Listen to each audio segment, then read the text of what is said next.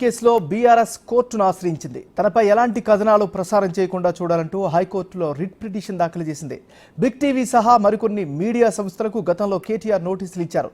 తనపై ప్రసారం చేసిన వీడియోలను తొలగించాలంటూ గూగుల్, యూట్యూబ్కు కూడా నోటీసులు ఇచ్చారు ఆయన. కేటీఆర్ ఆరోపణల్లో పస లేకపోవడంతో గూగుల్, యూట్యూబ్ ఇప్పటివరకు చర్యలు తీసుకోలేదు. ఇప్పుడు ఆ రెండు సంస్థలు చర్యలు తీసుకునేలా కేంద్ర ఎలక్ట్రానిక్స్ అండ్ ఇన్ఫర్మేషన్ టెక్నాలజీ మంత్రిత్వ శాఖను ఆదేశించాలని బీఆర్ఎస్ కోరింది. 4 రోజుల క్రితం హైకోర్టులో పిటిషన్ దాఖలు చేసింది.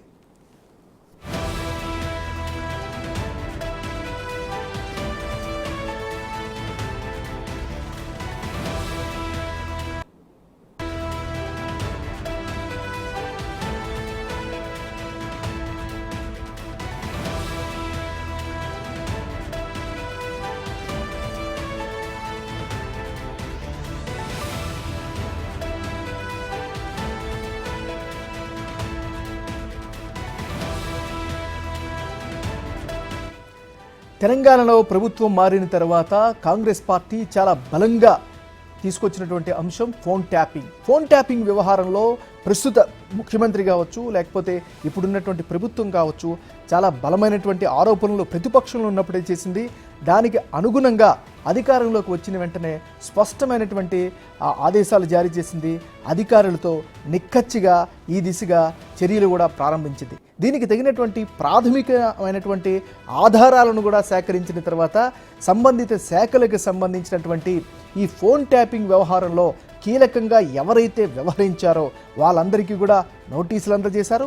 కొంతమందిని అదుపులోకి కూడా తీసుకున్నటువంటి పరిస్థితి కనిపించింది, కొంతమందిని రిమాండ్కి కూడా తరలించినటువంటి పరిస్థితి కనిపించింది. సో ఓవరాల్గా చూసుకున్నట్లయితే ఫోన్ ట్యాపింగ్ అంశం తెలంగాణ రాజకీయాల్లో కావచ్చు, తెలంగాణలో కావచ్చు సంచలనంగా మారినటువంటి పరిస్థితి. సో ఫోన్ ట్యాపింగ్ కేసులో బీఆర్ఎస్ కోర్టును ఆశ్రయించింది.